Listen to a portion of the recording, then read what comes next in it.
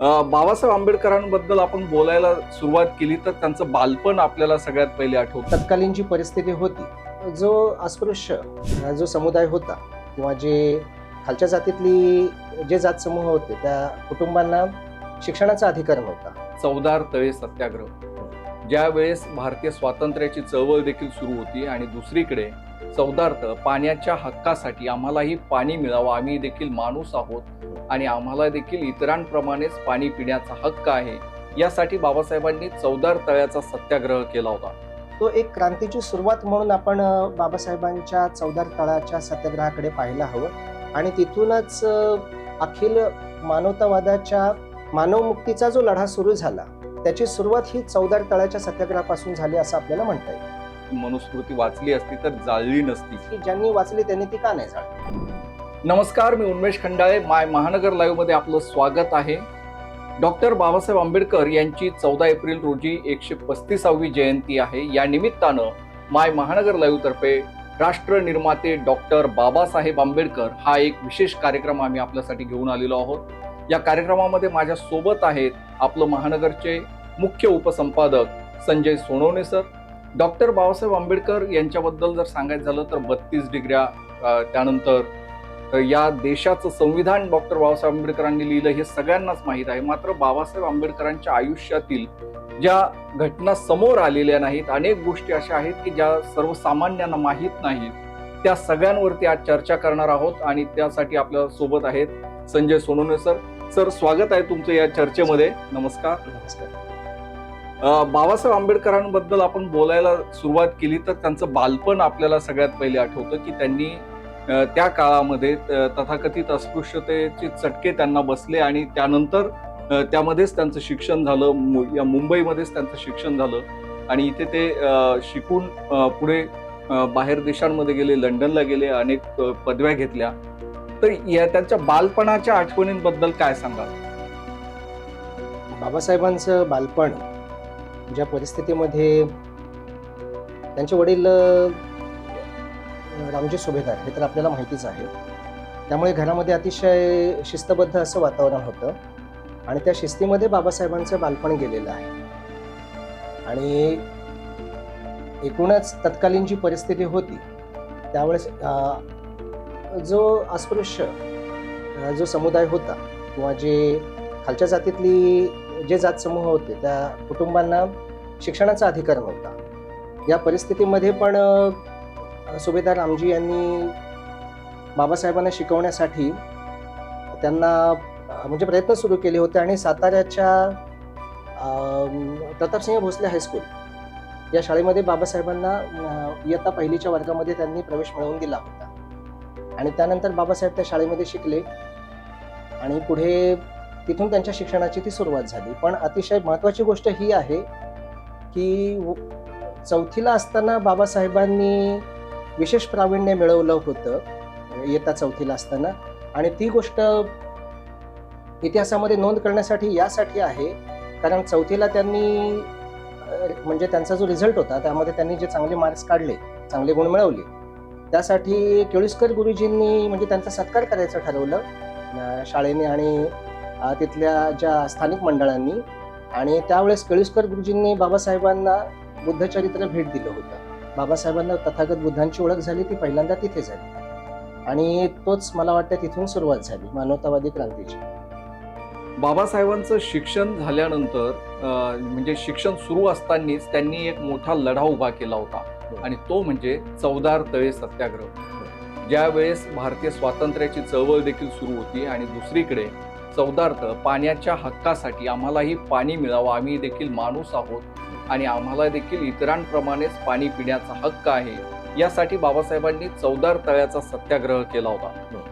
हा सत्याग्रह त्यांच्या आयुष्यामध्ये नक्कीच पुढच्या त्यांच्या कारकिर्दीसाठी कलाटणी देणारा ठरला.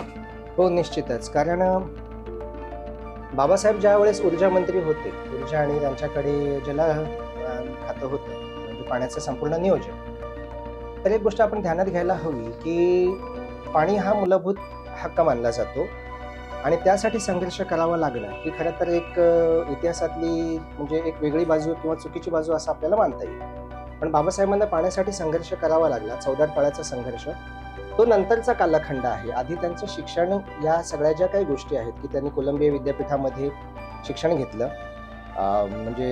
मुंबई विद्यापीठातनं ज्यावेळेस त्यांनी म्हणजे पदवी पहिली संपादन केल्यानंतर ते पुढे कोलंबिया म्हणजे ग्रेझिन आणि इतर ज्या संस्था आहेत, वित्तीय संस्था, ज्या शिक्षण संस्था आहेत, लंडन स्कूल ऑफ इकॉनॉमिक्स असेल, आणि त्या ठिकाणी बाबासाहेबांनी प्रवेश घेतल्यानंतर ज्यावेळेस त्यांनी शिक्षण पूर्ण केल्यावर ज्यावेळेस ते भारतात परत आले, त्यावेळेस त्यांनी एक गोष्ट पाहिली की भारतामध्ये पाणी पिण्याचाही अधिकार नव्हता अस्पृश्यांना, आणि पाणी हे मूलभूत मानवतावादाची पहिली गरज असल्यामुळे हा संघर्ष त्यांनी चौदार तळ्यापासून सुरू केला.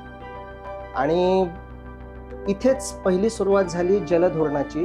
त्यानंतर बाबासाहेबांनी पुढे ऊर्जा मंत्री आणि जलधोरण जे आखलं, ऊर्जा मंत्री आणि वीज मंत्री असताना बाबासाहेबांनी पहिल्या कॅबिनेटमध्ये स्वतंत्र देशाच्या, तर त्यावेळेस त्यांनी जी जलनीती आखली होती त्या जलनीतीमध्ये पाण्याला अतिशय महत्त्व दिलं होतं.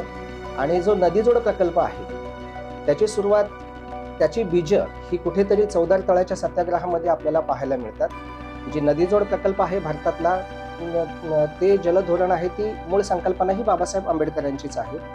त्याशिवाय ऊर्जेचा जो वापर संपूर्ण भारतात कसा व्हायला हवा याचं नियमन बाबासाहेबांनी केलं, आणि ऊर्जा कमिशनची स्थापना किंवा ती संकल्पना असायला हवी ते धोरण बाबासाहेबांनी प्रतिपादन केलं होतं, आणि त्यानंतर पुढे त्यानुसार निर्णय घेण्यात आले.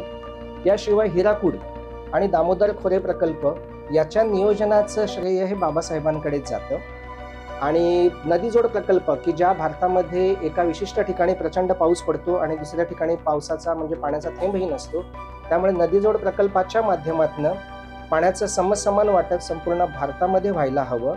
ज्या ठिकाणी पाणी नाही, ज्या ठिकाणी सिंचनाचा प्रश्न आहे, ज्या ठिकाणी पाण्यासाठी म्हणजे अगदी पिण्याच्या पाण्याचाही प्रश्न आहे, शेतीसाठी पाणी लागणार, उद्योगासाठी पाणी लागणार, यासाठी पाण्याचं नियोजन आणि समसमान वाटप व्हायला हवं. या धोरणाचा पुरस्कार बाबासाहेबांनी केला, आणि त्या माध्यमातून त्यांनी जलधोरणाची आखणी केली होती, जी नंतर पुढे आपल्याला आपल्या जे त्याचं इम्प्लिमेंटेशन झालं, अंमलबजावणी जी झाली भारतामध्ये संपूर्ण, त्याच्यामध्ये आपल्याला त्याचं प्रतिबिंब दिसतं.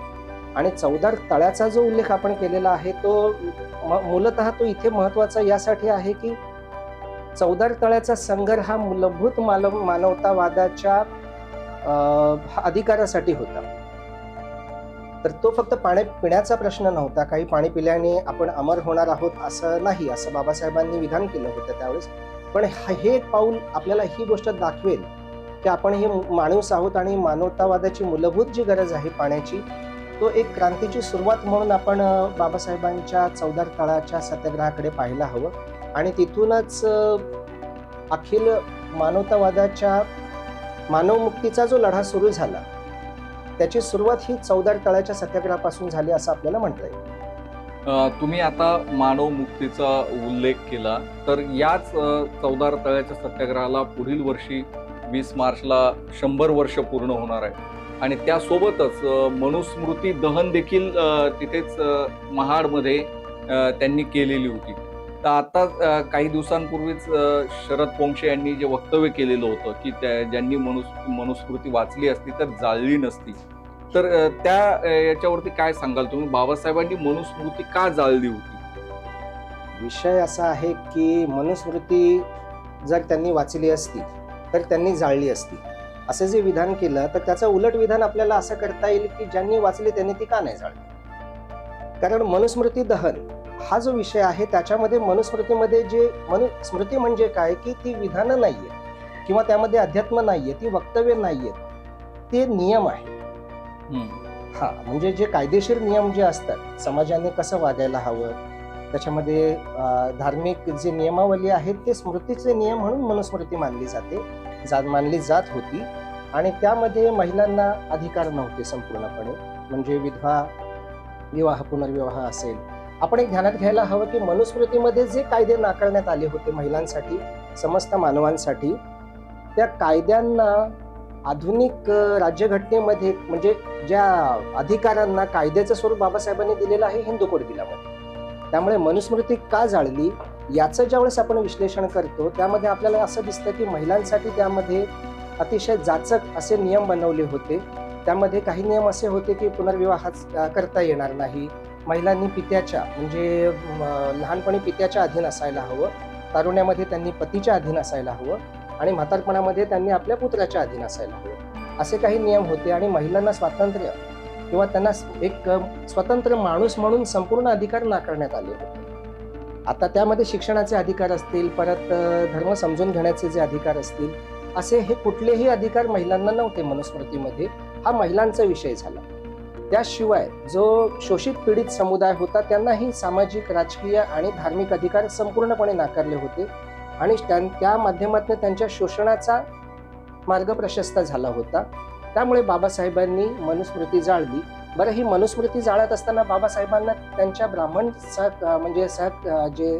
सहकारी होते, त्यांनी त्यामध्ये त्यांना म्हणजे चित्रे असतील किंवा सहस्त्रबुद्धे असतील, बापू सहस्त्रबुद्धे, तर बापू सहस्त्रबुद्धे त्यातल्या मनुस्मृतीमधल्या ज्या स्मृती आहेत, जे त्यामध्ये श्लोक किंवा आपण ज्याला विधानं म्हणू, वचनं म्हणू, ती वाचून बाबासाहेब एक एक पान त्याचं फाडायचे म्हणजे आणि ते दहन केलं जायचं. या माध्यमातून या पद्धतीने त्याचं मनुस्मृती दहन झालं. आणि ते दहन झालं म्हणजे ती मिटवली. ते जे नियम होते, जे जाचक नियम होते, समस्त म्हणजे मानवतावादाच्या विरोधात जाणारे जे नियम होते, ते मनुस्मृती दहनातनं म्हणजे ते जळून गेले, दहन झालं त्याचं. आणि त्यानंतर समतावादी आणि मानवतावादी मूल्यांची पुनर्रचना आपल्याला राज्यघटनेमध्ये दिसते, जी हिंदू कोड बिलाच्या माध्यमातून असेल किंवा इतर माध्यमातून असेल, बाबासाहेबांनी ते पुनर्स्थापित केली. ही दोन म्हणजे एक इतिहास बाबासाहेबांनी संपवला आणि एका नवीन पुन्हा भविष्याची सुरुवात बाबासाहेबांनी राज्यघटनेच्या माध्यमातून केली, हे आपल्याला पाहायला मिळतं.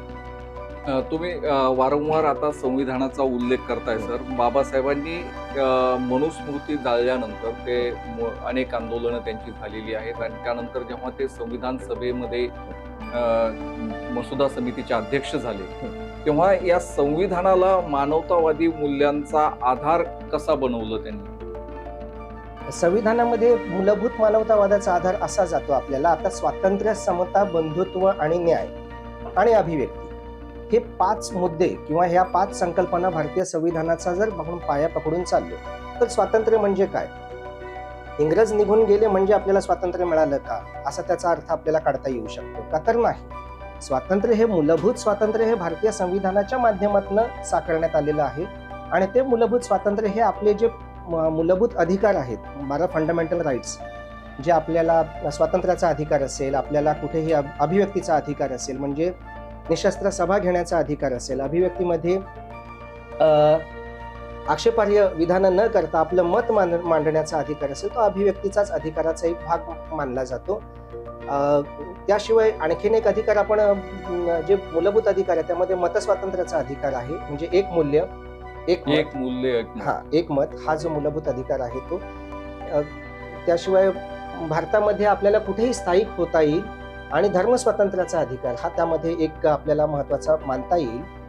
आणि त्याशिवाय आपल्याला अर्थार्जनाचा अधिकार, म्हणजे आपण आपल्या पद्धतीने नोकरी किंवा मग आपल्याला अर्थार्जनाचा जो कायदेशीर मार्ग आहे तो आपल्याला घेता येईल आणि कुठेही भारतामध्ये आपल्याला कुठल्याही कारणामुळे आपल्याला वावरायला परवानगी नाकारण्यात येईल अशी परिस्थिती नाही. आपण भारताचा नागरिक म्हणून कुठेही व्यापार उदीम करू शकतो, कुठेही नोकरी आणि व्यापारासाठी परत व्यवसायासाठी आपण जाऊ शकतो.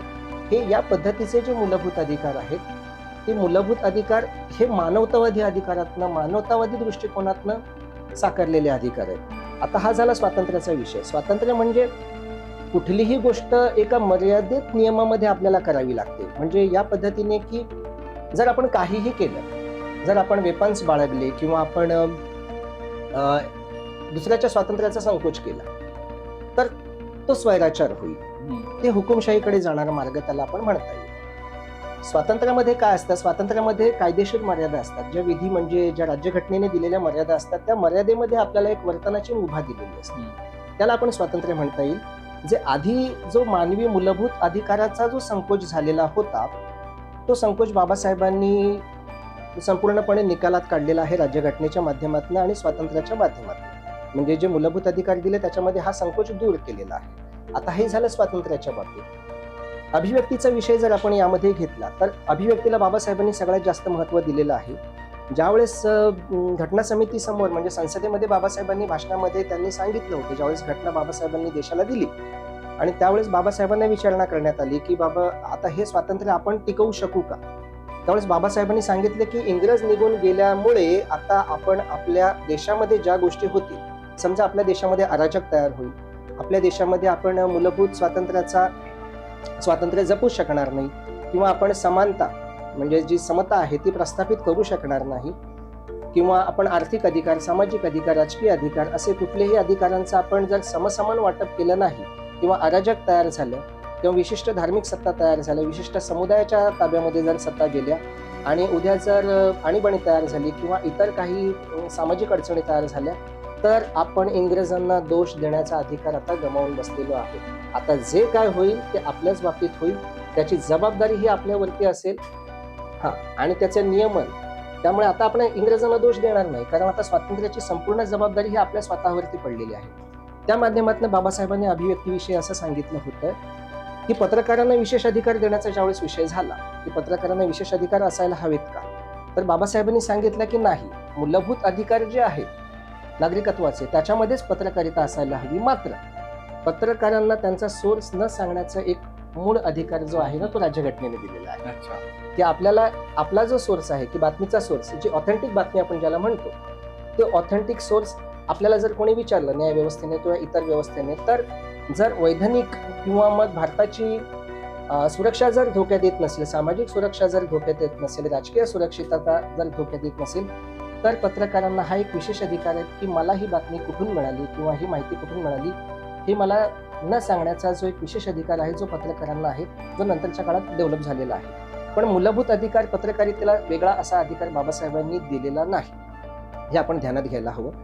आणि स्वातंत्र्य, समता, बंधुत्वाच्या बाबतीत बाबासाहेबांनी हे सांगितलेलं आहे की कन्याकुमारीमध्ये जर व्यक्तीच्या पायामध्ये काटा टोचला तर श्रीनगरमधल्या व्यक्तीच्या नागरिकाच्या डोळ्यातनं पाणी यायला हवं. इतकं बंधुत्व मला या देशामध्ये पेरायचं आहे असं बाबासाहेबांनी सांगितलं होतं. आता ते बंधुत्व आपण पेरू शकलो आहोत का? आपण अजून समाजवाद म्हणजे सामाजिक जे गटवादामध्ये आपण विभागलेलो आहोत, जातीमध्ये आहोत, धर्मामध्ये आहोत, विविध पंथांमध्ये, आणि आर्थिक दरी तर आहेच त्याच्यामध्ये, यामध्ये आपण विभागलेलो आहोत.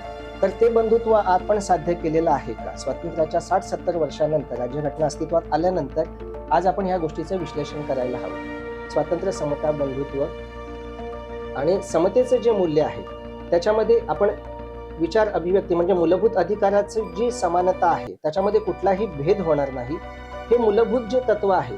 एक गोष्ट आपण ध्यानात घ्यायला हवी की महिलांना जे विशेष अधिकार मिळालेले आहेत हिंदू कोड बिलाच्या माध्यमातून, म्हणजे हा विषय तिथे का जातो, कारण आपण आता मगाशी जो विषय काढला तुम्ही की मनुस्मृती का जाळली, तर मनुस्मृती दहनाची जी कारणं आहेत महिलांच्या बाबतीत, विशेष करून महिलांना जे नाकारलेले अधिकार आहेत ते संपूर्ण अधिकार आपल्याला हिंदू कोड बिलाच्या माध्यमातून परत मिळवलेले आपल्याला दिसतात. मग त्यामध्ये कोणते कोणते अधिकार येतात महिलांसाठी जे मूलभूत अधिकार, जे स्त्री पुरुष समानतेचा जो अधिकार आहे की पुरुषाला जी मजुरी किंवा पुरुषाला जो अर्थार्जनाची जी साधनं असतील तीच महिलांना उपलब्ध केली जातील. स्त्री पुरुष असा कुठलाही भेद हा नागरिकत्वाच्या पातळीवरती, राजकीय पातळीवरती करता येणार नाही.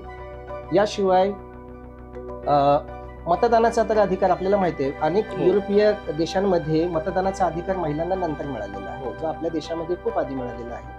म्हणजे ज्यावेळेस राज्यघटना अस्तित्वात आली तेव्हापासून तो अधिकार आपल्याला खूप आधी मिळालेला आहे. आणि हिंदू कोड बिलामध्ये जे अधिकार नाकारले होते त्या नाकारलेल्या अधिकारांच्या पलीकडे जाऊन एक मूलभूत माणूस म्हणून स्त्रीचा विचार केलेला आहे. तो कसा केलेला आहे की गर्भारपणाची जी रजा आहे म्हणजे गर्भधारणेच्या काळामधली म्हणजे आई माता आणि तिच्या बाळाचं जे संगोपन आहे त्यासाठी जवळपास मला वाटतं 40 आठवड्यांचं, जर मी चुकत नसेल तर ती रजा जी दिलेली आहे. कारण हिंदू कोड बिलाला संपूर्ण भारतामध्ये विरोध झाला होता. ज्यावेळेस हिंदू कोड बिल बाबासाहेबांनी मांडलं त्यावेळेस त्याला विरोध झाला फक्त संसदेत, सभागृहातच नाही तर सभागृहाच्या बाहेरही विरोध झालेला आहे. आणि त्यामध्ये गमतीचा भाग असा आहे की तो विरोध करण्यामागे बऱ्याचशा महिलाही होत्या, महिला संघटनाही होत्या. त्यांना कदाचित हे माहीत नव्हतं की हा जो अधिकार आहे तो फक्त आपल्यासाठीच आहे, हे कदाचित त्यांना माहीत नव्हतं. पण नंतरच्या काळामध्ये नेहरू सरकारने ते नाकारल्यानंतर बाबासाहेबांनी आपल्या कायदेमंत्री पदाचा राजीनामा दिलेला आहे. हा इतिहास आहे आपल्याला माहिती. नंतर मग हिंदू कोड बिल हे 4 टप्प्यांमध्ये हळूहळू नंतरच्या काळामध्ये ते संमत करण्यात आलेलं आहे. आज महिलांना जे अधिकार मिळालेले आहेत, म्हणजे महिलांवरती जर अत्याचार झाला एखाद्या ठिकाणी, तर महिलेला, त्या पीडित महिलेला एका विशिष्ट जागेचा असं नियम नाहीये की ज्या भागामध्ये तिच्यावरती अत्याचार झालाय त्याच भागामध्ये त्या कार्यक्षेत्रामधल्याच पोलीस ठाण्यामध्ये जाऊन तिने तक्रार नोंदवायला हवी असं नाही. ती कुठल्याही पोलीस ठाण्यामध्ये जाऊन तक्रार नोंदवू शकते आणि पोलिसांना 0 FIR म्हणून ती तक्रार घ्यावी लागते. हा जो पुढचा जो स्थित्यंतराचा भाग आहे त्याची बीजे आपल्याला हिंदू कोड बिलामध्ये सापडतो. आणि हिंदू कोड बिलाच्याच माध्यमातून महिलांना पोटगीचा अधिकार असेल किंवा मग घटस्फोटाचा जो अधिकार असेल किंवा पित्याच्या संपत्तीमध्ये समान वाटा, म्हणजे मुलाच्या बरोबरीने जो वाटा मिळतो आज महिलांना, तो अधिकार असेल किंवा पतीच्या संपत्तीमधला समान अधिकार असेल, हे सगळे जे अधिकार आहेत, मूलभूत मानवतावादाचे जे अधिकार आहेत, ते महिलांना जे मिळाले ते बाबासाहेबांनी हिंदू कोड बिलाच्या माध्यमातून महिलांसाठी खुले केलेले आहे. बरोबर. आपण जेव्हा राष्ट्र निर्माते बाबासाहेब असं म्हणतो तेव्हा एक लक्षात घेतलं पाहिजे की हा देश वेगवेगळ्या संस्थानांमध्ये होता स्वातंत्र्यापूर्वी. मग ते वेगवेगळे काश्मीरचं संस्थान असेल, जुनागडचं संस्थान असेल, हैदराबादचं संस्थान असेल, या संस्थानांच्या विलिनीकरणामध्ये डॉक्टर बाबासाहेब आंबेडकर यांची भूमिका काय राहिली? ज्यावेळेस विलिनीकरणाचा प्रश्न तयार झाला स्वातंत्र्याच्याच कालखंडामध्ये की आता भारत हे एक राष्ट्र असायला हवं आणि त्यामध्ये संघराज्य पद्धती आपण आत्मसात केलेली आहे भारतामध्ये. की भारतामध्ये कसं आहे की संपूर्ण राज्य आहेत, राज्यव्यवस्था आहे आणि त्या राज्यांना स्वतंत्र अधिकार आहेत, राज्याची सरकार आहेत, त्यानंतर स्थानिक स्वराज्य संस्था आहेत, जसं की महापालिका असतील, ग्रामपंचायती असतील, जिल्हा परिषद असतील. ही परत आणखीन एक राजकीय व्यवस्था किंवा प्रशासकीय व्यवस्था आपण पकडून चालूया. प्रत्येकाचे स्थानिक अधिकार आहेत, म्हणजे स्थानिक स्वराज्य संस्था आपण असं त्यांना का म्हणतो, कारण त्यांना त्यांचे अधिकार आहेत स्वतःचे आणि त्या अधिकारांचा संकोच होता कामा नये. ग्रामीण भागामध्ये ग्रामपंचायतीच्या ज्या गरजा असतील त्या गरजा ग्रामीण भागावरतीच पूर्ण केल्या जाव्यात, त्यासाठी ग्रामपंचायतीची स्थापना आणि त्यानंतर आपण त्याचा विकास झालेला पाहतो पंचायत राज मध्ये. आणि त्याशिवाय जिल्हा परिषदेचे अधिकार असतील, महापालिकांचे अधिकार असतील, नगर परिषदांचे अधिकार असतील आणि त्यानंतर त्याहून उपर आपण ज्यावेळेस राज्य सरकारचे अधिकार आणि केंद्र सरकारचे अधिकार, या सगळ्यांच्या अधिकारांमध्ये आपण एक राज्य व्यवस्था जी आहे ती एक केंद्रशासित आहे आणि एक राज्यांची आहे. राज्य सरकारांना राज्याचे अधिकार आहेत, केंद्रांना केंद्राचे अधिकार आहेत. आता बरं हे राज्य व्यवस्था कशी तयार झाली, राज्यांची पुनर्रचना कशी करण्यात आली, तर ती भाषिक पुनर्रचना आहे. की ज्या ठिकाणी जो समुदाय आहे किंवा जो बहुसंख्येने बोलणारी जी भाषा असेल, जसे की आता मराठी भाषा आपल्याकडे महाराष्ट्रात बोलली जाते, मग महाराष्ट्र राज्य असं प्रांतवार म्हणजे भाषिक प्रांतवार रचना जी केली, राज्यांची रचना केली. यामध्ये हैदराबाद संस्थानांनी, आता त्यावेळेस कसं होतं की इंग्रजांच्या कालखंडामध्ये काही संस्थानं होती, जसं की हैदराबाद संस्थान होतं, इतर जे संस्थान होतं, निजामाची संस्थानं होती, त्यांनी नकार दिला भारतामध्ये सम्मिलित होण्यासाठी. बरोबर. की आम्हाला आमचं वेगळं संस्थान हवंय, आम्हाला भारतामध्ये एकत्र यायचं नाहीये, म्हणजे भारतामध्ये. तर त्यावेळेस असा विषय झाला की त्यावेळेस सरदार वल्लभभाई पटेल आणि इतर जी मंडळी होती त्यांनी सांगितलं की आता आपल्याला कारवाई करायला हवी यांच्यावरती. मग कारवाई कशी, कारण ते येत नव्हते, त्यांनी नकार दिला होता की आम्हाला आमचं, हैदराबाद संस्थानाच्या निजामानं स्पष्टपणे सांगितलं होतं की आम्ही पाकिस्तानमध्ये राहू किंवा आमचं स्वतंत्र संस्थान राहील. म्हणजे संपूर्ण भारत देशामध्ये जर आपण भारताचा नकाशा डोळ्यासमोर आणला तर हैदराबाद हे तसं मध्यवर्ती ठिकाण आहे आणि ते एकमेव संस्थान जर राहिलं असतं, त्यांनी इंग्रजांकडे तशी मागणी केलेली होती, आमचं स्वतंत्र संस्थान असावं, कारण या संस्थानामध्ये त्यांची स्वतंत्र रेल्वे होती, स्वतंत्र तार यंत्रणा होती, स्वतंत्र मिलिटरी त्यांची होती, अशी सगळी यंत्रणा तिथे असल्यामुळे त्यांनी ती मागणी केलेली होती. त्यामध्ये सुभे होते.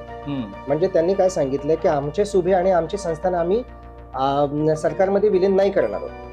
पण मग झालं काय की त्यानंतर मग एक आर्मी ऍक्शन घ्यायला हवी, सैनिकी कारवाई घ्यायला हवी असं एक मत पडलं. बरोबर. बाबासाहेबांनी तिथे सांगितलं की जर आपण सैनिकी कारवाई केली तर आपण भविष्यातल्या फुटीची बीजं रोवू, हे लक्षात घ्यायला हवं. कारण सैनिकी कारवाई कोणावरती केली जाते, इतर देशांवरती केली जाते, एका राष्ट्राकडनं दुसऱ्या राष्ट्रांवरती केली जाते. आज आपण पाहतोय, म्हणजे युद्धाच्या अनुषंगाने आपण पाहतोय की इस्रायल, अमेरिका ही सैनिकी कारवाई आहे. एक देश ज्यावेळेस दुसऱ्या देशावरती कारवाई करतो त्यावेळेस ती सैनिकी कारवाई असते आणि देशांतर्गत विवादामध्ये पोलिसांची भूमिका असते. बरोबर. म्हणजे हा जो विषय आहे हा आमचा देशांतर्गत विषय आहे. त्यामुळे सैनिकी कारवाई न करता पोलिसी कारवाई करण्यात यावी किंवा जरी सैनिकी कारवाई झाली तरी ती पोलिसी कारवाईच्या अनुषंगाने व्हावी, ही एक महत्वाची सूचना डॉक्टर बाबासाहेब आंबेडकरांनी त्यावेळेस दिली होती आणि त्यानुसार ती पोलिसी कारवाई झाली आणि ऑपरेशन पोलो केलं गेलं. आणि त्या पोलिसी कारवाईमध्ये संस्थानं खालसा करण्यात आली आणि ती ताब्यात घेण्यात आली. अन्यथा जर ती सैनिकी कारवाई म्हणून झाली असती तर आज त्या संस्थानांना वेगळं राष्ट्र मागणी करण्याची मुभा राहिली असती आणि ते आंतरराष्ट्रीय समुदायाकडे जाऊ शकले असते की आम्ही तेव्हापासून आमच्यावरती कारवाई झालेली आहे सैनिकी आणि आम्ही स्वतंत्र आहोत, असं त्यांनी आज तो मुद्दा मांडू शकले असते. तर तो जो धोका आहे तो बाबासाहेबांनी भविष्यातला ओळखला आणि त्यांनी पोलिसी कारवाईची सूचना केली आणि त्यानुसार ती कारवाई झाली आणि संस्थान आपल्याकडे विलीन झाल्याचं आपल्याला माहिती आहे. बाबासाहेबांच्या आयुष्यातला जर सर्वात दुर्लक्षित राहिलेला घटक जर कोणता म्हटला जाऊ शकतो तर ते म्हणजे ते असलेलं त्यांचं अर्थशास्त्र. बाबासाहेब हे शिक्षणामध्ये त्यांनी अर्थशास्त्रामध्ये मोठं शिक्षण घेतलं, त्यातच त्यांची PhD झालेली होती आणि त्याच PhDच्या आधारावरती भारतीय रिझर्व्ह बँकची स्थापना झाली असं म्हटलं जातं. तर नेमकं काय हे प्रकरण आहे संपूर्ण? झालं असं काय की 1925 मध्ये 25-26च्या कालखंडामध्ये भारतामध्ये एक मध्यवर्ती बँक असायला हवी, वित्तीय संस्था असायला हवी, अशी एक संकल्पना निघाली ब्रिटन सरकारच्या काळामध्ये. आणि झालं काय की भारतीय अर्थव्यवस्था ही ब्रिटनकडनंच हँडल केली जात होती आणि भारतामध्ये भारताचं प्रतिनिधित्व त्याच्यामध्ये नव्हतं, आर्थिक प्रतिनिधित्व असं नव्हतं. मग हिल्टन कमिशन त्यावेळेस भारतामध्ये दाखल झालं 1925. अतिशय महत्वाचा मुद्दा आहे हा, कारण बाबासाहेबांचं जे महत्वाचं शिक्षण आहे म्हणजे बाबासाहेबांचं कायदेविषयक शिक्षण आहे आपल्याला माहिती आहे. म्हणजे बॅरिस्टर बाबासाहेब कायदे तज्ज्ञ होते हे माहिती आहे, पण बाबासाहेबांच्या मुख्य ज्या पदव्या आहेत, मग ग्रेझिन मधली पदवी असेल किंवा मग लंडन स्कूल ऑफ इकॉनॉमिक्स मधली पदवी असेल, ह्या ज्या त्यांच्या डॉक्टरेट ज्या त्यांनी मिळवलेल्या आहेत त्या त्यांनी प्रामुख्याने इकॉनॉमिक्समध्ये मिळवलेले, अर्थशास्त्रामध्ये मिळवलेले आहे. आणि अर्थशास्त्र पण फक्त अर्थशास्त्र नाही तर सामाजिक अर्थशास्त्राचा जो सिद्धांत आहे तो बाबासाहेबांच्या अभ्यासाचा विषय होता. म्हणजे बाबासाहेबांच्या थिसीसचा विषय काय होता की 100 वर्षांचा आर्थिक इतिहास भारताचा, म्हणजे बाबासाहेबांच्या अभ्यासाच्या कालखंडाच्या आधी 100 वर्षाचा इतिहास तो बाबासाहेबांच्या अभ्यासाचा विषय होता. त्यामुळे आर्थिक स्थित्यंतरांचा जो प्रश्न होता आणि भारतातली जी एकूणच गरिबी असेल, शोषण असेल, त्याच्या मागची जी आर्थिक कारणं आहेत त्या कारणांचा अभ्यास बाबासाहेबांनी त्यांच्या प्रबंधामध्ये केलेला आढळतो. त्या प्रबंधाचं नाव आपल्याला सगळ्यांना माहिती आहे, द प्रॉब्लेम ऑफ रुपी. हा प्रबंध जो बाबासाहेबांनी बनवला त्याच्यामध्ये त्यांनी ह्या कारणांचा उहापोह केलेला आहे की भारतामध्ये आर्थिक शोषण जे झालं त्याच्या मागची मूलतः कारणं काय होती आणि त्याला सामाजिक भेदभावाचा जो प्रकार होता तो त्याच्यामध्ये होता. त्याचा वाटा कितीसा राहिला या शोषणामागे, आर्थिक शोषणामागे, याचं विवेचन बाबासाहेबांनी त्याच्यामध्ये केलेलं आहे. तर आपल्याला एक गोष्ट त्याच्यामध्ये ध्यानात घ्यायला हवी की हिल्टन कमिशन ज्यावेळेस भारतामध्ये आलं 1925-26च्या कालावधीमध्ये, तर ते येत असताना ते आलं आणि त्यांनी हिल्टन कमिशनच्या समोर बाबासाहेबांची साक्ष होती. बाबासाहेबांनाही त्या बैठकीला बोलवलं होतं आणि झालं असं की कमिशनने अनेक भारतीय व्यवस्थेविषयी, अर्थव्यवस्थेविषयी त्यांची मतं मांडली, कारण ते अर्थतज्ञ होते संपूर्ण कमिशन मधले. आणि त्यांनी आंतरराष्ट्रीय म्हणजे आंतरराष्ट्रीय करन्सी, चलनाचा दर काय असायला हवा किंवा भारतामधली एकूणच सामाजिक परिस्थिती पाहता भारतामध्ये चलन वृद्धी कशी असायला हवी, चलनाचं मूल्य काय असायला हवं, याच्याविषयी त्यांनी चर्चा केली. आणि ती चर्चा करत असताना एकूणच युरोपीय जे देश आहेत जे आर्थिकदृष्ट्या सधन आहेत त्या दृष्टिकोनातनं त्यांचं जे एकूण विवेचन होतं. आणि गंमत अशी होती की त्यांनी जे उतारे वाचून दाखवले भारतीय अर्थव्यवस्थेविषयी आणि ते उतारे बाबासाहेबांच्या समोर वाचून दाखवले त्या बैठकीमध्ये.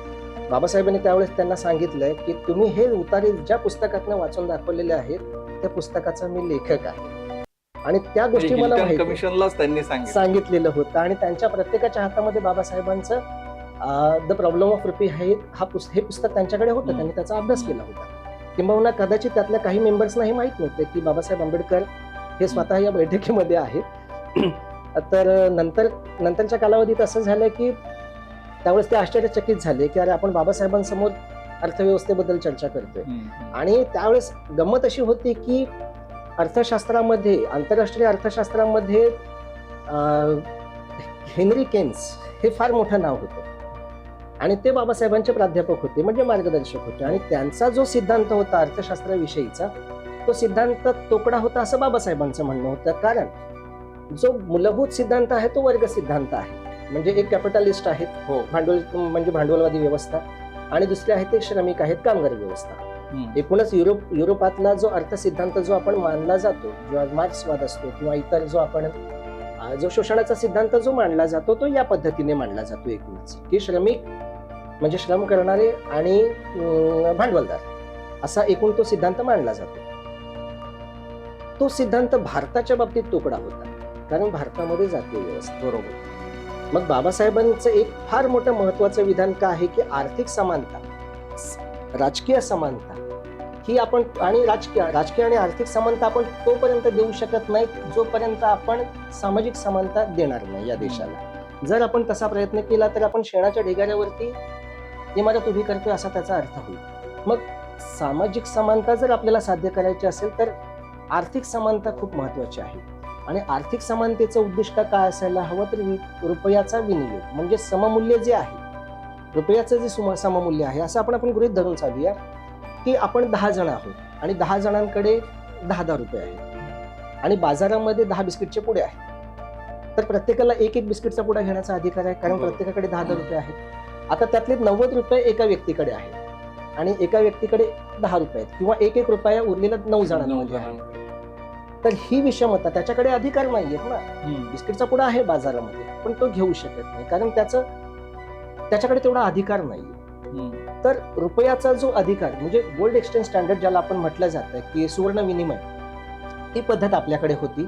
बाबासाहेबांनी त्याला नकार दिलेला आहे. बाबासाहेबांनी सांगितलं की तुम्ही रिझर्व्ह बँकेची, म्हणजे तुम्ही मूलभूत बँकेची स्थापना ज्यावेळेस कराल त्यावेळेस तुम्ही फक्त युरोपीय म्हणजे कॅपिटलिस्ट आणि म्हणजे भांडवलदारी व्यवस्था आणि श्रमिक, किंवा आपण त्याला काय म्हणू की जे शोषक, नाहिरे गट ज्याला आपण म्हणतो की नाहिरे गट आणि आहेरे गटामधला एवढाच विचार करून चालणार नाही. तर भारतातली आदिवासी व्यवस्था जर असेल, कारण आपल्याकडे काय होते की आपल्याकडे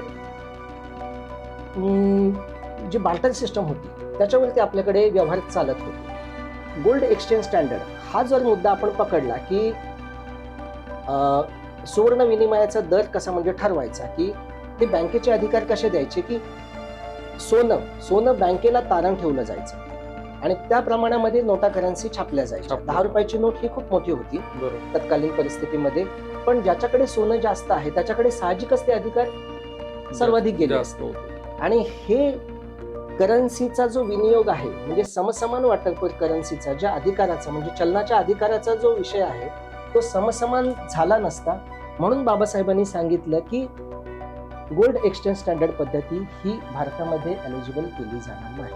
मग त्याच्यावरती पर्याय काय आहे, तर रिझर्व्ह बँकेने जर तशी पद्धती अंमलात आणली, कसं होतं की करन्सी म्हणजेच गोल्ड, म्हणजे सुवर्ण करन्सी, म्हणजे सोन्याच्याच करन्सीच्या बदल्यामध्ये वस्तू घ्यायची, असा एक मुद्दा होता. आणि एक्सचेंज स्टँडर्ड की त्याच्यामध्ये काय होतं विनिमय पद्धतीमध्ये, की सोनं हे बँकेकडे तारण राहील, म्हणजे मध्यवर्ती वित्तीय संस्थेकडे तारण राहील, आणि त्या बदलेमध्ये नोटा छापण्याचा अधिकार शासनाला दिला जाईल किंवा सरकारला दिला जाईल. अशा पद्धतीने ते त्याचं चलन केलं जात होतं. बाबासाहेबांनी काय सांगितलं की म्हणजे प्रॉब्लेम ऑफ रुपीमध्ये त्यांनी असं सांगितलं की जर वित्तीय संस्थेची आपण स्थापना करतो तर चलनाचा समान वाटप आणि चलनाचं मूल्य हे समसमान असायला हवं सगळीकडे. मग त्यांनी ते ठरवताना त्यांनी काही नियम आखले. त्याच्यात त्यांनी असं सांगितलं की रुपयाचा जो प्रश्न आहे की रुपयाचे जे मूल्य असणार आहे ते सर्वसामान्य गरिबासाठी पण तो 1 रुपया त्याच किमतीचा असणार. हा, आणि एखाद्या श्रीमंत माणसासाठी पण रुपयाची तीच किंमत असायला हवी. मग चलनाचा जो संपूर्ण काय म्हणू आपण त्याला की समानता म्हणजे समता, म्हणजे चलनामधली म्हणजे करन्सी मधली जी समता आहे ना ती तिथे आपण साध्य केली असं आपल्याला म्हणता येईल. हिल्टन कमिशन ज्यावेळेस आलं भारतामध्ये, त्यावेळेस 3 आपल्याकडे वित्तीय संस्था होती. त्याच्यामध्ये बँक ऑफ बेंगॉल होती, बँक ऑफ मद्रास होती आणि बँक ऑफ बॉम्बे होती. आणि ह्या 3 बँकांचं नियमन केलं जात होतं, त्यांच्याकडनं अर्थव्यवस्था चालवली जात होती. या 3 बँकांचं एकत्रीकरण करून एक प्रेसिडेन्शियल बँक बनवण्याचा विषय मांडण्यात आला हिल्टन कमिशनकडे. बाबासाहेबांनी सांगितलं की ह्या जुन्या बँका आहेत आणि त्याच प्रेसिडेन्शियल बँकेचं नंतर मग आपल्याला SBI मध्ये रूपांतर झाल्याचं आपल्याला माहिती आहे. त्याच्यानंतर तर विषय असा झाला की मध्यवर्ती जर ती बँक बनवली रिझर्व्ह बँक, तर त्या बँकेचे जे अधिकार असतील ना ते सरकारच्या ताब्यात नसतील. म्हणजे रिझर्व्ह बँकेचे जे अधिकार आहेत ते संपूर्णपणे स्वायत्त अधिकार मानले जातात. त्यामुळेच आपल्याकडे अशी परिस्थिती आहे की पण ज्यावेळेस रिझर्व्ह बँक जरी स्वायत्त असली तरी पण ती जबाबदार असते शासनाला, केंद्र शासनाच्या अर्थव्यवस्थेला किंवा वित्त विभागाला. म्हणजे जर रिझर्व्ह बँकेला समजा एक साधारण 100 नोटा छापायच्या असतील, 100 रुपयाच्या 100 नोटा छापायच्या असतील, तर त्या प्रमाणातलं सोनं हे शासनाला रिझर्व्ह बँकेकडे तारण म्हणून ठेवावं लागतं. त्याशिवाय त्यांना तो नोटा छापण्याचा अधिकार नसतो. गंमत अशी आहे याच्यामध्ये की तो अधिकार मिळाल्यानंतर त्याला जबाबदार आहे शासन, की नोटा छापल्यानंतर केंद्र शासन त्याला जबाबदार असेल. आपल्याला माहिती आहे की त्याच्यानंतर आपण डिमॉनिटायझेशन वगैरे हे सगळे मुद्दे आपण पाहिलेले आहेत की त्याला शासन कसं जबाबदार असतं. तर त्याला शासन जबाबदार राहील आणि शासनच म्हणूनच रिझर्व्ह 1 रुपयाच्या नोटेवरती कोणाची सही असते? वित्त मंत्रालयाची सही असते. म्हणजे वित्त विभागाचा जो सचिव असतो त्याची सही असते. ती करन्सी म्हणून मानली जाते 1 रुपया. आणि त्यानंतरच्या ज्या नोटा आहेत त्याच्यावरती रिझर्व्ह बँकेच्या गव्हर्नरची सही असते. म्हणजे तो मान्य करतो की ही 100 रुपयाचं मूल्य असलेली नोट आहे. तर ही जी व्यवस्था आहे ही व्यवस्था समसमान वाटपासाठी आहे आणि त्याचं जे मूलभूत तत्व आहे ते डॉक्टर बाबासाहेबांच्या प्रॉब्लेम ऑफ रुपी या ग्रंथातनं घेण्यात आलेलं आहे. बरोबर. आपण सविस्तरपणे प्रॉब्लेम ऑफ रुपी आणि भारतीय रिझर्व्ह बँकच्या स्थापनेमध्ये डॉक्टर बाबासाहेब आंबेडकरांचं योगदान यावरती माहिती दिली. कामगार देखील तेवढेच महत्वाचे. म्हणजे डॉक्टर बाबासाहेब आंबेडकर हे देशाचे पहिले मजूर मंत्री देखील राहिलेले होते. त्याआधी ते देखील कामगारांच्या संदर्भात काम करत होते. तर नेमके काय कायदे त्यांनी केले, काय कशा पद्धतीनं कामगारांसाठी काम केलेलं आहे? बाबासाहेबांनी स्वतंत्र मजूर पक्षाची स्थापना केलेली आहे हे आपल्याला माहिती आहे. आणि कामगार कायदे म्हणजे आज आपल्याला जो प्रॉव्हिडंट फंड मिळतो, एखाद्या ठिकाणी आपण नोकरी करतो किंवा ग्रॅज्युएटी मिळते, त्याचं सुरुवात ही बाबासाहेबांनी केलेली आहे. त्याशिवाय आपल्याला दिवाळीचा जो बोनस मिळतो तो बोनसही बाबासाहेबांनी देऊ केलेला आहे. कारण ज्यावेळेस मोजणी केली जायची वर्षभरातल्या सॅलरीची की बाबा 365 दिवसांची मोजणी केली जायची, त्याच्यामध्ये काही दिवस कमी भरलेले जायचे. आणि त्यामुळे व्हायचं काय की इंग्रजांच्या कालखंडामध्ये 12 तासाची नोकरी ती बाबासाहेबांनी 8 तास केली हे आपल्याला माहिती आहे. कामगारांसाठी बाबासाहेबांनी जो कामगार कायदा केला त्याच्यामध्ये त्यांनी सांगितलं की बाबा नोकरी ही 8 तासांची असायला हवी आणि ती स्त्री पुरुषांसाठी समसमान आहे. बरोबर. एका विशिष्ट घटनांमध्ये विशिष्ट कालावधीमध्ये महिलांना त्याच्यामध्ये शिथिलता आहे, म्हणजे त्यांना सवलती आहेत, तो भाग परत वेगळा आहे. तर कामगार कायदे जे बाबासाहेबांनी केले त्याच्यामध्ये त्यांनी कामगारांना केंद्रीभूत कामगारांना ठेवलेलं आहे. आधीची जी संपूर्ण ज्या क्रांत्या पाहिल्या की कामगारांविरोधात म्हणजे भांडवलशाहीच्या विरोधात जे क्रांत्या झालेल्या आहेत, जे स्वातंत्र्य लढे लढले गेलेले आहेत, तिथे कॅपिटलिस्टकडे म्हणजे विकेंद्रीकरण झालेलं आहे संपूर्ण सत्तेचं. ते आपल्याकडे होता कामा.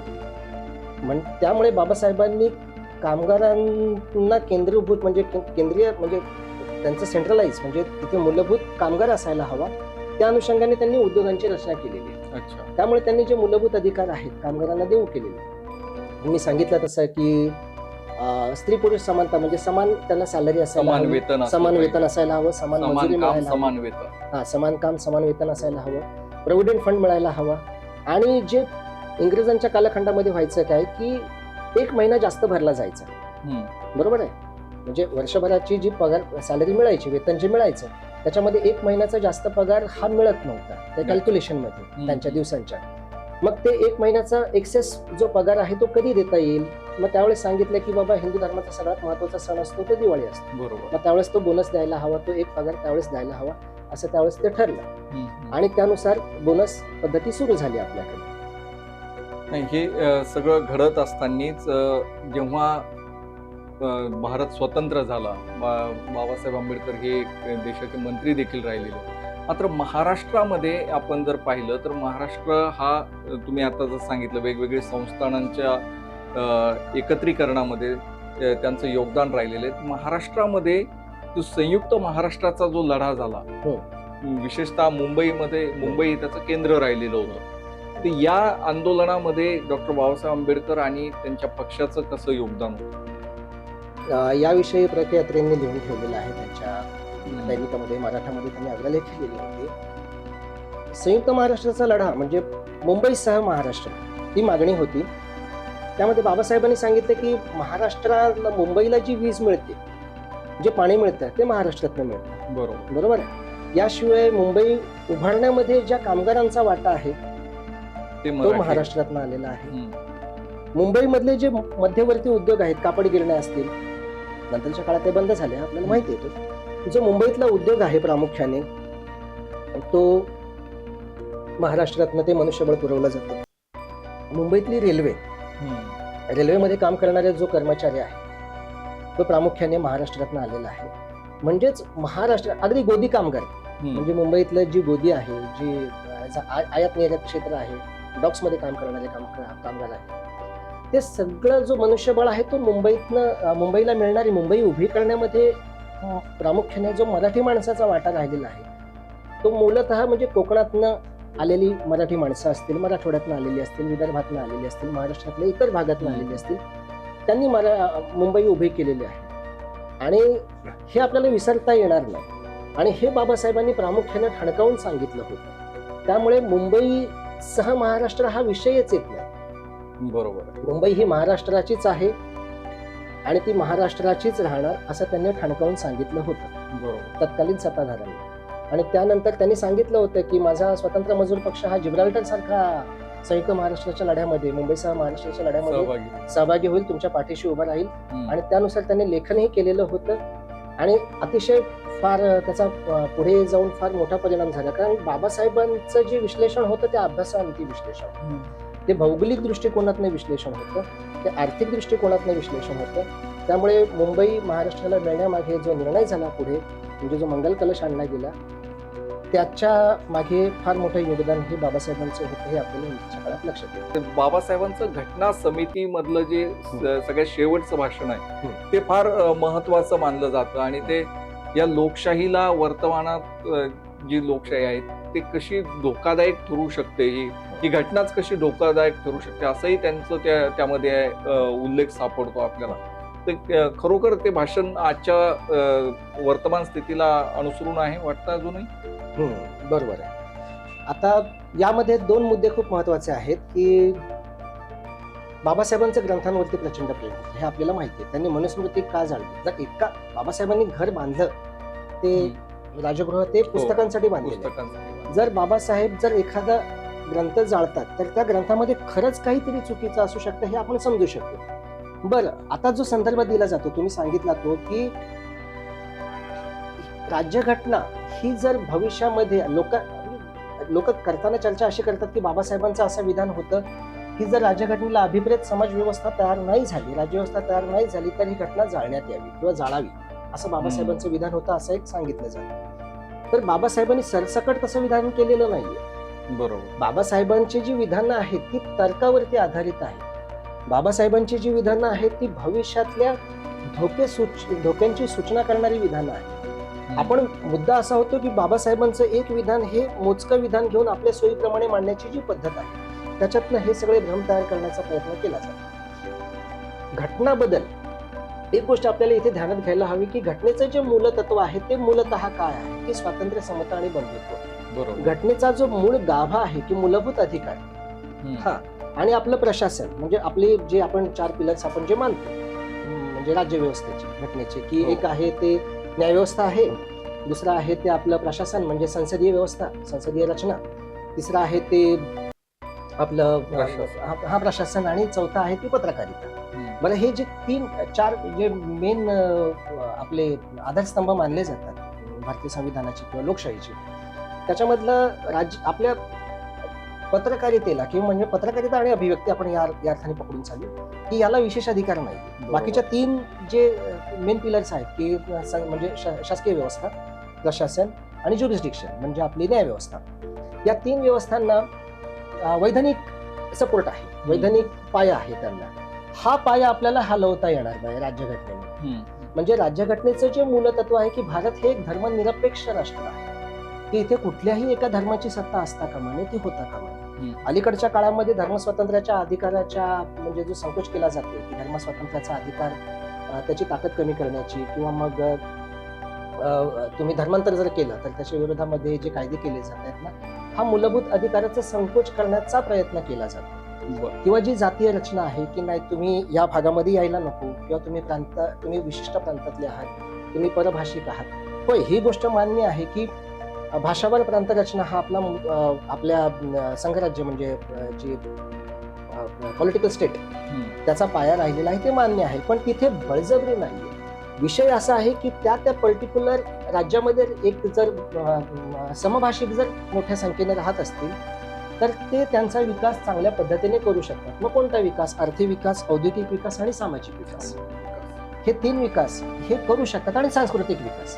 जर एकाच भाषेमधची लोक राहत असतील एका ठिकाणी तर त्यांचा सांस्कृतिक विकास खूप चांगल्या पद्धतीने करू शकतात. हा त्याच्या मागचा मुद्दा होता आणि त्यासाठी अशी रचना केली होती. पण जर आपल्या स्वातंत्र्याचा संकोच कोणत्या माध्यमातून होऊ शकतो? आपल्या मूलभूत अधिकारांवरती जर एका विशिष्ट माणसाने जर तुम्हाला असं सांगितलं की जर तुम्हाला या धर्माचं पालन करायचं असेल, आपल्याकडे जे म्हटलं जातं की एका विशिष्ट धर्माचा उदोदो करा किंवा विशिष्ट जयघोष करायला हवा, हा धर्म स्वातंत्र्याच्या अधिकारांचा संकोच आहे. बरोबर. हे करण्यामागचं कारण हे आहे की कायदेशीररित्या आपल्याला तसं करता येईल. बरोबर. की मी तुमच्यावरती बळजबरी करू शकत नाही की तुम्ही माझ्या धर्माचा जयघोष करायला हवा, किंवा तुम्ही माझ्यावरती बळजबरी नाही करू शकत की तुम्ही माझ्या धर्माचं किंवा मी ज्या एका विशिष्ट संस्कृती किंवा धर्माचं पालन करतो त्याला तुम्ही ते करायला हवं, असं आपण एकमेकांवरती बळजबरी नाही करू शकत. तुम्हाला तुमच्या धर्मपालनाचा अधिकार आहे, मला माझ्या धर्मपालनाचा अधिकार आहे. पण तो धर्मपालन करत असताना ती माझी वैयक्तिक बाब असायला हवी, ती माझी खाजगी बाब असायला. सार्वजनिक जीवनामध्ये किंवा राजकीय जीवनामध्ये मी फक्त भारताचा नागरिक आहे. म्हणजे मी माझ्या धर्माचं प्रदर्शन हे रस्त्यावरती करू शकत नाही, ते मी माझ्या कुटुंबामध्ये करू शकतो. बरोबर. ज्यावेळेस धर्माचं प्रदर्शन हे सामाजिक, धर्म ही वैयक्तिक बाब आहे, ते सामाजिक ज्यावेळेस होते आणि सामाजिक होऊन ती ज्यावेळेस राजकीय सत्ता म्हणून पुढे येते, राजकीय दबावगट म्हणून काम केला जातो, त्याच्यासाठी दबावगट म्हणून त्याचा उपयोग केला जातो, त्यावेळेस स्वातंत्र्याचा संकोच होतो, राज्यघटनेच्या मूलभूत सिद्धांताचा संकोच होतो. बरोबर. आज ते प्रयत्न चालू आहे. आज आपण बोलतो आणि तो मूलभूत गाभा जो आहे राज्यघटनेचा, धर्मनिरपेक्षता असेल किंवा मग धर्मातीतता किंवा नागरिक असणं हे महत्वाचं आहे. तुम्ही स्त्री आहात, पुरुष आहात, तुम्ही कोणत्या जातीचे आहात, कोणत्या पंथाचे आहात, हा विषय नाहीये. तुम्ही नागरिक आहात हे महत्वाचं आहे. जर त्या अधिकारांच्या उपर आणखीन कोणती विशिष्ट आयडेंटिटी तुमची असायला हवी असं जर तुम्हाला राज्य व्यवस्था सांगत असेल तर त्याचा सगळ्यांनी विरोध करायला हवा. आणि आज जर तसे प्रयत्न होत आहेत कुठल्याही माध्यमातून तर भारतीय नागरिक म्हणून आपण त्याचा विरोध करायला हवा. ही त्यांचं एकंदर त्या शेवटच्या भाषणाचा हाच सार होता. आपण जर पाहिलं तर बाबासाहेब हे कायम 3 पीस सूट मध्ये असायचे, आपल्याला दिसायचे. त्याचं काय कारण होतं नेमकं? नाही, झालं काय की त्यावेळेस तत्कालीन बाबासाहेबांच्या काळामध्ये बाबासाहेबांवरती टीका झाली ना की बाबासाहेबांचा जो समुदाय, ज्या समुदायाचे नेतृत्व डॉक्टर बाबासाहेब आंबेडकर करतायत, त्या समुदायामध्ये प्रचंड गरिबी आहे, त्या समुदायामध्ये प्रचंड शोषण आहे, आणि त्यांना कुठलेही अधिकार नाही, आणि त्यांचं नेतृत्व करणारे डॉक्टर आंबेडकर मात्र 3 पीस सूट घालतात. नाही, कसं काय? म्हणजे गांधीजींनी विरोधाभास हा वाढण्यामागचं कारण असंही होतं की महात्मा गांधीजी त्यांनी पंचा नेसला होता, त्यांनी ऐश्वर्याचा त्याग केला होता आणि एक साधी राहणी आणि उच्च विचारसरणी अशा पद्धतीने त्यांनी ते स्वीकारलं होतं. आणि त्या अनुषंगाने त्या मोजपट्टीवरती बाबासाहेबांनाही मोजलं जायचं की बाबासाहेबांचा समुदाय, महात्मा गांधीजी बघा इतके संपूर्ण भारताच्या स्वातंत्र्य लढ्याचं आणि काँग्रेसचं नेतृत्व ते करत असताना, भारतामध्ये प्रचंड गरिबी असताना महात्मा गांधीजींनी त्या गरिबीची जाण ठेवून त्यांनी उंची कपड्यांचा, पेहरावाचा त्याग केलेला आहे. आणि एकीकडे बाबासाहेब ज्या समुदायाचं नेतृत्व करतात असं सांगतात, त्या समुदायाचं नेतृत्व करत असताना त्यांनी इतके उच्च पोशाख म्हणजे 3 पीस सूट त्यांनी कसा काय परिधान केला, हा विरोधाभास कसा काय? या पद्धतीने बाबासाहेबांवरती काँग्रेसकर्त्यांनी पण, काँग्रेसच्या काँग्रेसकडनं पण टीका केली जात म्हणजे होती. ट्रोलर्स तेव्हाही हा, होते. त्यावेळेस ही ट्रोलर्स होते, फक्त ते सोशल मीडिया सारखे आजचे इतके ऍक्टिव्ह नव्हते, हम्म. वेगळ्या माध्यमातून करत होते. बाबासाहेबांनी सांगितलं की मी हे कपडे घालतो किंवा मी 3 पीस सूट घालतो, हे माझ्या पहिली गोष्ट म्हणजे माझ्या कमाईच्या, हम्म.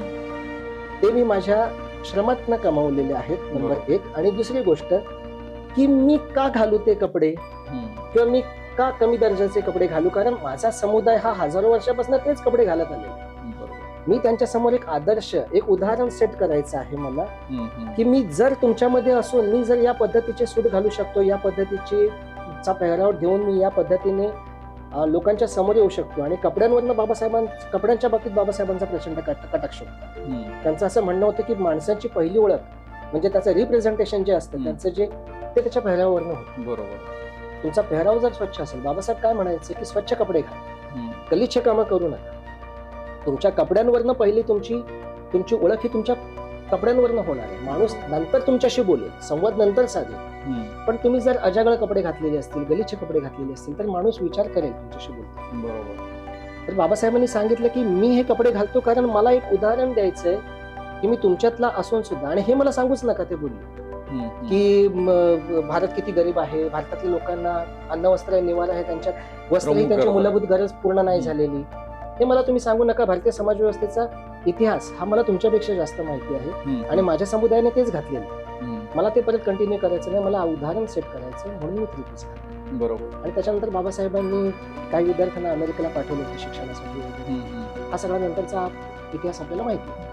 त्यासोबतच जसं आपण पाहिलं की अर्थशास्त्रज्ञ बाबासाहेब ज्यांच्या एका पुस्तकावरती रिझर्व्ह बँकची स्थापना होते, हिंदू कोड बिल सारखे कायदे महिलांसाठी केले जातात, तर हे सगळं करत असताना देशाच्या राजकीय सामाजिक वातावरणात ते वावरत असताना ते कलासक्त असलेले बाबासाहेब देखील काही ठिकाणी आपल्याला जाणवतात. क्रिकेटवरती प्रेम असलेले बाबासाहेब देखील जाणवतात. पी बाळू सारख्या क्रिकेटरला देखील त्यांनी प्रमोट केलं त्या काळामध्ये मोठ्या प्रमाणात. तर हे त्यांच्यातले हे गुण जे आहेत ते फारसे समोर आलेले नाहीयेत, फार कोणी त्याबद्दल लिहिलेलं देखील नाहीये.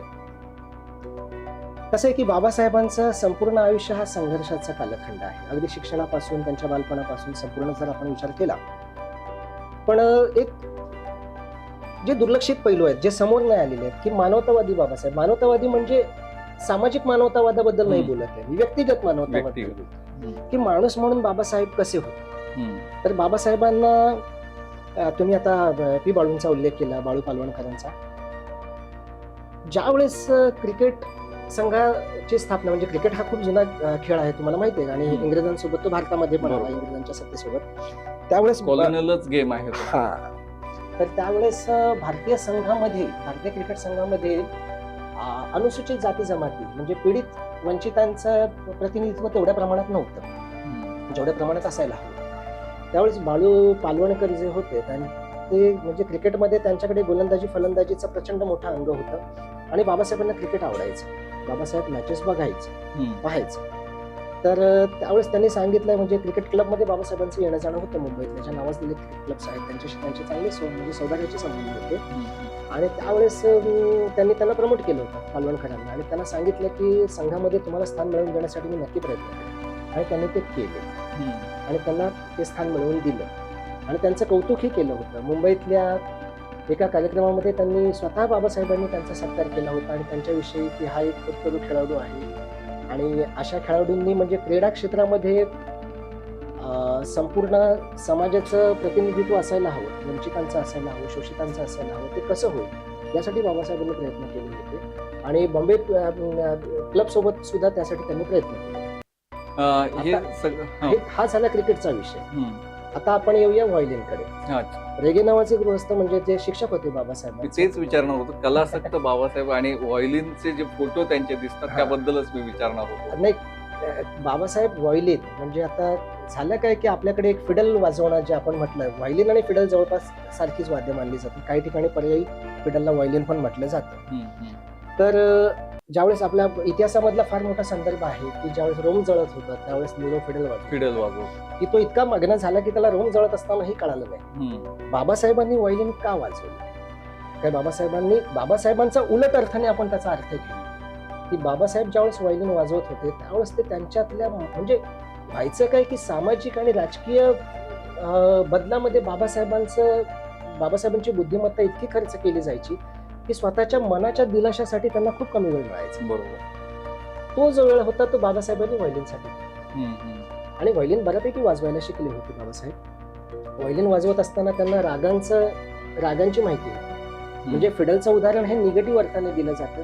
आपण बाबासाहेबांचा अर्थ जर आपण काढला की आनंदाने ज्यावेळेस बाबासाहेब व्हायोलिन वाजवायचे ना त्यावेळेस तो आनंद या देशातल्या शोषित वंचित पीडितांमध्ये मला कसा वाटता येईल हा विचार कदाचित त्यांच्या डोक्यात असावा. बरोबर. आणि त्यासोबत बाबासाहेब तबलाही वाजवायचे. हम्म. तबल्याचंही त्यांचं अंग होतं. बाबासाहेबांना वग किंवा मग लोककलावंतांविषयी प्रचंड आत्मीयता होती बरोबर. बाबासाहेबांना. आणि त्यांची अशी उदाहरणंही आहेत. त्यांनी सांगितलंही होतं की लोककलावंत किंवा कीर्तनकारांच्या एका कीर्तनातनं जे प्रबोधन साध्य होतं ना ते माझ्या 10 भाषणांमधनं पण होऊ शकेल. बरोबर. ते बाबासाहेबांची स्वतःची विधानं आहेत. व्हायोलिन, तबला याशिवाय चित्रकलेमध्ये बाबासाहेबांचं अंग होतं. त्यांची स्वतःची चित्रकलेची वही होती, हम्म. रेखाटनं काढायची.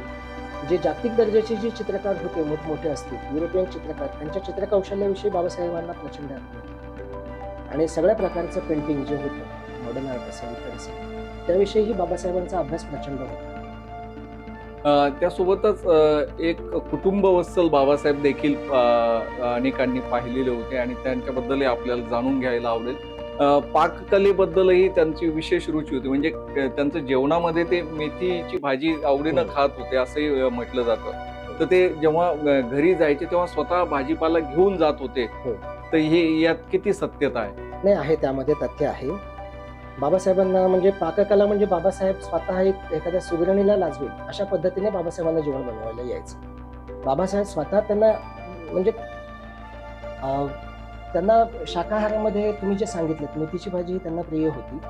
आणि त्यांना मासळीचा एक छोटा पीस, कारण अमेरिकेमध्ये असताना कोलंबिया विद्यापीठामध्ये असताना ग्रेझिनमध्ये असताना त्यांना तिकडे मासळी उपलब्ध व्हायची त्यामुळे. आणि हिल्सा नावाची मासळी त्यांना अतिशय प्रिय होती जी बंगालमध्ये मिळायची. हा एक त्यांचे कमिशनर मला वाटतं कुठल्या खात्याचे होते पण ते आयुक्त पदावरची एक त्यांचे मित्र होते ते त्यांच्यासाठी ती व्यवस्था करायची त्या मासळीची.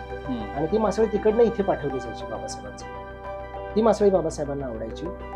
आणि त्याशिवाय अतिशय त्यांचा म्हणजे मोजका आहार असायचा, चिकनचे 2 पीस आणि 1 ब्रेड. त्या पद्धतीने त्यांनी अमेरिकेमध्ये ज्या पद्धतीचा मोजका आहार पण सकस आहार त्यांना ते त्यावरती भर द्यायचं. आणि पाककलेमध्ये पण ज्यावेळेस बाबासाहेबांकडे इथे राजगृहामध्ये अशी उदाहरणं आहेत. असं सांगितलं जातं की बाबासाहेबांकडे जे त्यांचे मित्र भेटीसाठी जे मान्यवर यायचे ते मंत्रिमंडळातले यायचे किंवा इतर जे नेते यायचे, सामाजिक चळवळीतली लोक यायची, त्यावेळेस बाबासाहेब स्वतः त्यांना जेवण बनवून खाऊ घालायचे. आणि त्यांना वाढायचे की नाही हे तुम्ही खा याच्यामध्ये. आणि ते वाढत असताना ती पाककृती कशी बनवली आणि त्याच्यामध्ये विटॅमिन्स किती आहेत, प्रोटीन्स किती आहेत आणि हे शरीरासाठी किती महत्वाचं आहे याचं विश्लेषण पण सांगायचे. असं त्यांच्या चरित्रकारांनी लिहून ठेवलं. सविता आंबेडकर जे त्यांच्या दुसऱ्या पत्नी आहेत तर त्यांचा बराच मोठा काळ हा त्यांच्या सोबत गेलेला होता. आणि विशेषतः जेव्हा ते केंद्रीय मंत्री होते, घटना समितीवरती होते, या सगळ्या काळामध्ये म्हणजे दिल्ली आणि मुंबई असा त्यांचा तेव्हाचा तो प्रवास असायचा. तर तेव्हा बाबासाहेबांच्या दिल्लीतल्या घरामध्ये वेगवेगळ्या भांडी जी असायची देश विदेशातली भांडी ती जमा करायचा एक छंद बाबासाहेबांना असायचा असं सविताताईंनी लिहून ठेवलेलं आहे. तर ते काय सांगाल त्याबद्दल? तुम्ही याच्याविषयी म्हणताय की कसं होतं की आता ह्या ज्या त्यांचं अमेरिकेमध्ये शिक्षण झालं होतं, वेगवेगळ्या ठिकाणी त्यांचं जे शिक्षणासाठी बाबासाहेब गेले किंवा वेगवेगळ्या ठिकाणी सामाजिक व्यवस्थेचा अभ्यास करण्यासाठी गेले त्यावेळेस त्यांना ते कळालं की ज्याला आपण काय म्हणतो आपण त्याला इंग्रजीमध्ये जी कला असते क्रोकरी, ती जी कला आहे ती एखादी छोटी मोठी भांडी बनवण्यासाठी जी कला लागते त्यासाठी एक कोरीव काम असतं त्याच्यामध्ये. परत काच पाडण्याचं जे काम असतं म्हणजे काच गाळणं किंवा मग चिनी मातीची भांडी असतात त्याच्यामध्ये एक बारीक कलाकुसर केली जाते. बाबासाहेबांना त्या गोष्टीची खूप आवड होती कारण एकूणच त्यांच्याकडे चित्रकलेचं आणि शिल्पकलेचंही अंग होतं. त्यामुळे ज्या ठिकाणी ते जातील त्या ठिकाणची जी क्रोकरी असेल, त्या ठिकाणची जी भांडी असेल म्हणजे कलाकुसर केलेली जी भांडी असेल छोटी ती बाबासाहेब स्वतःच्या संग्रहासाठी घेऊन यायचे. आणि ज्या वेळेस त्यांच्याकडे मेजवान्या व्हायच्या त्यावेळेस त्या भांड्यांचाच उपयोग ते त्यामध्ये करायचे. नक्कीच बाबासाहेबांच्या आयुष्याचे वेगवेगळे पैलू आणि त्यांच्या राष्ट्रनिर्मितीमध्ये डॉक्टर बाबासाहेब आंबेडकरांचं योगदान कसं आहे ते नक्कीच या चर्चेतून, या मुलाखतीतून तुमच्यापर्यंत आणण्याचा हा आमचा प्रयत्न होता. तुम्हाला ही चर्चा, ही मुलाखत कशी वाटली ते तुम्ही कमेंट बॉक्समध्ये सांगू शकता. अशाच माहितीपूर्ण व्हिडिओ आणि बातम्यांसाठी माय महानगर लाईव्हला सबस्क्राईब नक्कीच करा आणि तुम्हाला जर हा व्हिडिओ आवडला त्याला हाईप करायला विसरू नका. धन्यवाद सर या सगळ्या चर्चेसाठी.